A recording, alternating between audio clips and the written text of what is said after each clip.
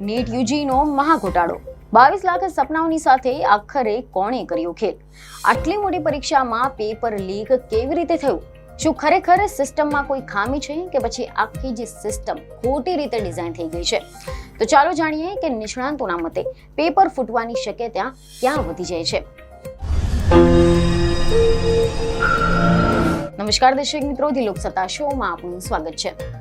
ભારત એક એવો દેશ છે કે જ્યાં શિક્ષણને માત્ર જ્ઞાન મેળવવાનું સાધન નહીં પરંતુ સામાજિક દરજ્જો બદલવાની પણ સીડીઓ માનવામાં આવે છે. અહીંયા લાખો પરિવારો પોતાના સંતાનોના ઉજ્જવળ ભવિષ્ય માટે લોહી પાણી એક કરતા હોય છે અને આ સપનાના કેન્દ્ર બિંદુમાં હોય છે નીટ એટલે કે national eligibility cum entrance test. વર્ષ 2026ની 3 મેનો એ દિવસ હતો કે જ્યારે 22 લાખ કરતા વધુ જોમવંતા યુવાનો આંખોમાં ડોક્ટર બનવાનું સપનું લઈને પરીક્ષા ખંડમાં પ્રવેશ્યા હતા. ત્યારે તેમને અંદાજ પણ ન હતો કે તેમની આ મહેનત પર અનિશ્ચિતતાના વાદળો ઘેરાશે. દેશભરના 550 શહેરોમાં 5500 થી વધુ પરીક્ષા કેન્દ્રોમાં લાખો વિદ્યાર્થીઓ બેઠા હતા. ઘડિયાળના કાંટા આગળ વધ્યા, પ્રશ્નપત્ર ખુલ્યા અને દરેક વિદ્યાર્થીને લાગ્યું કે હવે તેમની મહેનતનો નિર્ણય થવાનો છે. પરંતુ કોઈને ખબર ન હતી કે કદાચ આ જ સમયે ક્યાંક કોઈ રૂમમાં, કોઈ વોટ્સએપ ગ્રુપમાં કોઈ ડીલ ચાલી રહી હતી. કોઈક લોકો પાસે એ પ્રશ્નપત્ર પહેલાથી જ પહોંચી ગયું હતું. કેટલાક લોકો માટે એ પરીક્ષા શરૂ થવાના પહેલાથી જ પૂરી થઈ ગઈ હતી અને પછી 9 દિવસ બાદ આખો દેશ હચમચી ગયો. પરીક્ષાના 9 દિવસ બાદ જ્યારે એનટીએ આખી પરીક્ષા રદ કરવાની જાહેરાત કરી ત્યારે જાણે કે આખા દેશના વિદ્યાર્થીઓના હૃદય થંભી ગયા હતા. આ કોઈ સામાન્ય ઘટના નથી. આ 22 લાખ પરિવારોની આશાઓ પર ફરેલું પાણી હતું.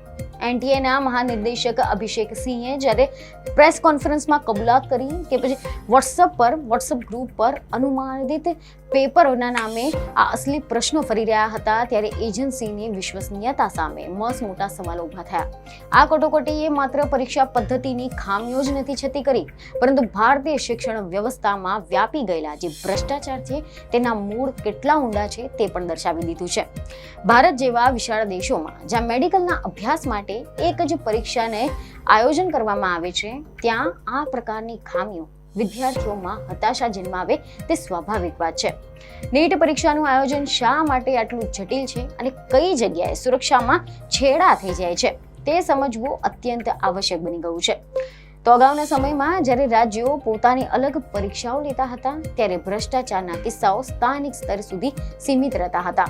પરંતુ જ્યારે આખું રાષ્ટ્ર એક જ પરીક્ષાના દોરે બંધાઈ જાય ત્યારે એક નાનકડી ભૂલ પણ રાષ્ટ્રીય સ્તરની હોનારત બની જાય છે. પેપર લીક થવાની પ્રક્રિયામાં સૌથી નબળી કડી કઈ છે? શું તે પ્રશ્નપત્ર છાપવાનું પ્રેસ છે? શું તે ટ્રાન્સપોર્ટેશનની વ્યવસ્થામાં થાય છે કે પછી પરીક્ષા કેન્દ્રો પર તૈનાત કરવામાં આવેલા આઉટસોર્સ સ્ટાફ હોઈ શકે છે? મીડિયા અહેવાલ અનુસાર એવી માહિતી સામે આવી રહી છે કે આ અંગે કેટલાક નિષ્ણાંતો માને છે કે એનટીએ પાસે પોતાના કાયમી કર્મચારીઓની સંખ્યા અત્યંત ઓછી છે. આના કારણે તેને ખાનગી એજન્સીઓ અને કોન્ટ્રાક્ટ પરના સ્ટાફ પર નિર્ભર રહેવું પડે છે અને જ્યારે જવાબદારી વહેંચાઈ જાય છે ત્યારે ગુપ્તતા જાળવવી અત્યંત કઠિન બની જાય છે. વર્ષ 2024માં પણ ગ્રેસ માર્ક્સ અને પેપર લીકના વિવાદોએ સુપ્રીમ કોર્ટના દરવાજા ખખડાવ્યા હતા અને હવે 2026માં ફરી એકવાર એ જ ઇતિહાસનું પુનરાવર્તન થઈ રહ્યું છે. આર્થિક દ્રષ્ટિકોણથી જો આપણે જોઈએ તો સરકારી મેડિકલ કોલેજ અને ખાનગી કોલેજોની ફી વચ્ચેનો તફાવત એટલો મોટો છે કે વાલીઓ પેપર ખરીદવા માટે લાખો રૂપિયા ખર્ચવા પર તૈયાર થઈ જાય છે. એક બાજુ ગરીબ વિદ્યાર્થીઓ છે કે જે રાત દિવસ મહેનત કરી રહ્યા છે અને બીજી બાજુ એવો વર્ગ છે કે જે નાણાંના જોરે સફળતા ખરીદવા માંગે છે અને આ જ અસમાનતા વચ્ચે પેપર લીક કરનારાઓ માફિયાઓને બળ પૂરું પાડે છે. એવા અહેવાલો છે કે ઇસરોના પૂર્વ ચેરમેનની આગેવાનીવાળી જે સમિતિ છે તેને પેન પેપર મોડને બદલે કમ્પ્યુટર આધારિત પરીક્ષા એટલે કે સીબીટી લેવાની ભલામણ કરી હતી. પરંતુ શું ભારતનું ગ્રામીણ માળખું આના માટે તૈયાર છે?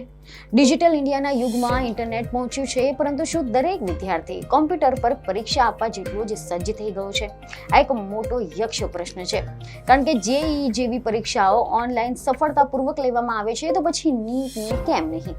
આ અંગે એવી પણ ખબરો સામે આવી છે કે કેટલાક ટીકાકારોનું કહેવું છે કે નીટમાં લાખો વિદ્યાર્થીઓ એક જ શિફ્ટમાં પરીક્ષા આપે છે જે લોજિસ્ટિકની દ્રષ્ટિએ મોટું જોખમ છે. 5500 થી વધુ પરીક્ષા કેન્દ્રો સુધી ભૌતિક પેપરો પહોંચાડવા તેના પર નજર રાખવી અને 2 લાખથી વધુ વેરીફાઈડ સ્ટાફની નિમણૂક કરવી એ પણ કોઈ એજન્સી માટે હિમાલય ચડવા જેવું કામ છે. આના ઉપરાંત કોચિંગ ઇન્ડસ્ટ્રીનો પ્રભાવ પણ નકારી શકાય તેમ નથી, કારણ કે કરોડો રૂપિયાનું ટર્નઓવર ધરાવતી આ ઇન્ડસ્ટ્રી વિદ્યાર્થીઓને માત્ર પરીક્ષા પાસ કરવાનું મશીન બની ગઈ છે, જેમાં શિક્ષણનું પાયાનું જે મૂલ્ય છે ક્યાંક ધોવાઈ ગયું છે. કેટલાક વિદ્વાનોનું માનવું છે કે એનટીએનું અતિશય કેન્દ્રીકરણ જ તેની નબળાઈ બની ગયું છે. એક જ સંસ્થા જો ડઝનબંધ પરીક્ષાઓ લેતી હોય તો પછી તેની પાસે પૂરતું ઇન્ફ્રાસ્ટ્રક્ચર ન હોય તો પછી આવી ગેરરીતિઓ અનિવાર્ય બની જાય છે. રાધાકૃષ્ણન સમિતિએ સૂચવેલા સુધારા કાગળ પર તો સારા લાગી રહ્યા છે, પરંતુ જમીની સ્તરે તે અમલવારી હજુ પણ નથી થઈ. પેપર લીક થવાની ઘટના માત્ર પરીક્ષા રદ થવા પૂરતી સીમિત નથી, તે યુવા પેઢીના લોકશાહી ન્યાયતંત્ર પરનો જે વિશ્વાસ છે તેને પણ તોડી નાખે છે. અને જ્યારે એક વિદ્યાર્થી જુએ છે કે તેની પ્રમાણિકતા અને મહેનત સામે ભ્રષ્ટાચાર જીતી રહ્યો છે, ત્યારે તે વ્યવસ્થા સામે બળવો કરે છે અને ડિપ્રેશનમાં સરી પડે છે. આપણે સમજવાની જરૂર છે કે મેડિકલ ક્ષેત્ર એ લોકોના સ્વાસ્થ્ય સાથે જોડાયેલું છે, પરંતુ જો ડોક્ટરો જ ખોટી રીતે પરીક્ષા પાસ કરીને બનશે તો પછી દેશનું આરોગ્ય માળખું કેટલું સુરક્ષિત રહેશે. સોશિયલ મીડિયાના જમાનામાં અફવાઓ અને લીક થયેલા પેપરો મિનિટોમાં જ આખા દેશમાં ફેલાઈ જાય છે, જે અટકાવવા માટે ટેકનિકલ રીતે સજ્જ થવું પડશે. તો શું પ્રશ્નપત્રોને ડિજિટલ લોકમાં રાખવા પૂરતું છે કે પછી છેલ્લી ઘડીએ પ્રશ્ન જનરેટ થાય તેવી સિસ્ટમ વિકસાવવી જોઈએ? નીટની આ આખરી પ્રક્રિયામાં રાજકીય ઈચ્છા શક્તિઓ પણ એટલો જ અભાવ દેખાઈ રહ્યો છે, કારણ કે શિક્ષણની રાજનીતિ પર રાખીને જો કડક કાયદાઓ અને પારદર્શી તંત્ર વિકસાવવામાં નહીં આવે તો પછી દર વર્ષે લાખો વિદ્યાર્થીઓનું ભવિષ્ય જોખમમાં મુકાતું રહેશે. અત્યારે જે સ્થિતિ સર્જાઈ છે તેમાં સુપ્રીમ કોર્ટની ભૂમિકા નિર્ણાયક બની રહેશે. Federation of all India medical એસોસિએશનની અરજીમાં નીટના માળખાને બદલવાની જે વાત કરવામાં આવી છે તેના પર ગંભીર વિચારણા થવી જોઈએ. તો શું આપણે ફરી એકવાર જૂની પદ્ધતિ તરફ વળવું જોઈએ કે પછી વર્તમાન સિસ્ટમને વધુ મજબૂત બનાવવી જોઈએ? આ એક એવો વળાંક છે કે જ્યાં ભારતે પોતાના યુવાનોના ભવિષ્ય માટે કઠોર નિર્ણયો લેવા પડશે.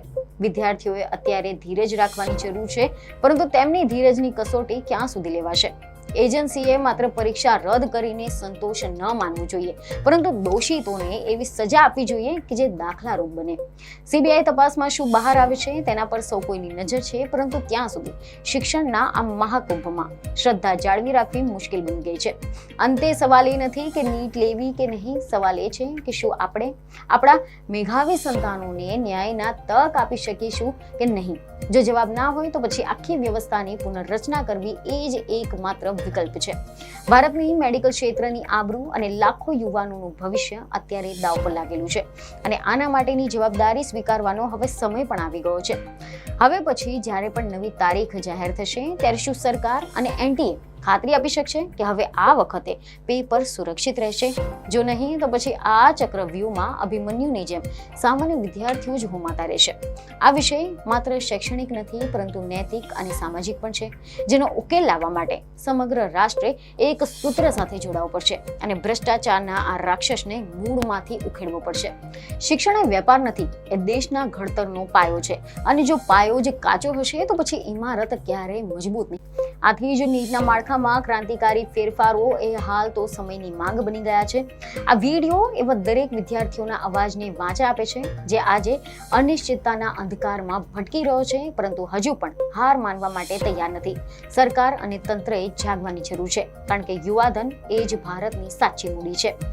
આ લાંબી લડાઈ છે, પરંતુ સત્ય અને મહેનતનો વિજય થવો જ જોઈએ. આ સમગ્ર વિવાદમાં આપણે એ પણ જોવું જોઈએ કે કેવી રીતે ટેકનોલોજીનો ઉપયોગ ગેરરીતિ ઘડવા માટે થઈ શકે છે.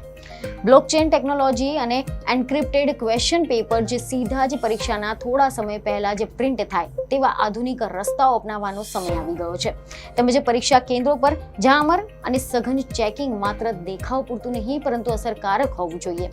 આ અહેવાલના અંતે એટલું જ કહી શકાય કે નીટની પરીક્ષામાં રહેલી જે ખામીઓ છે તે માત્ર પ્રશાસનીય નિષ્ફળતા નથી, પરંતુ એક સામાજિક બીમારીનું લક્ષણ છે કે જેને વહેલી તકે ડામવી પડશે. વિદ્યાર્થીઓ, વાલીઓ અને શિક્ષણવિદોએ સાથે મળીને એક વાજે પારદર્શિતાની માંગ ચાલુ રાખવી પડશે, જેથી કરીને ભવિષ્યમાં કોઈની મહેનત એળે ન જાય. તો હવે પ્રશ્ન એ છે કે શું આપણે માત્ર પરીક્ષા લઈશું કે પછી ન્યાયપૂર્ણ પરીક્ષા વ્યવસ્થા બનાવવી પડશે? કારણ કે 22 લાખ વિદ્યાર્થીઓ એ માત્ર આંકડો નથી, નંબર નથી. 22 લાખ સપનાઓ છે અને અંતે સપનાઓ સાથે ગેરરીતિ થાય ત્યારે તેની કિંમત માત્ર માર્કશીટથી નથી માપી શકાતી. તેની કિંમત એક આખી પેઢી ચૂકવે છે. નીટ 2026 નો આ કિસ્સો ઇતિહાસમાં એક કાળા પ્રકરણ તરીકે લખાશે, પરંતુ જો તેમાંથી આપણે શીખ મેળવીને આ સિસ્ટમને સુધારી દઈશું તો પછી એ જ શહીદ થયેલા સપનાઓને બદલો વળશે. તો દર્શક મિત્રો, આ વિષય પર તમારું શું કહેવું છે તે અમને કમેન્ટમાં જરૂરથી જણાવો. બીજને ખબર સાથે ફરી મળીશું. ધન્યવાદ.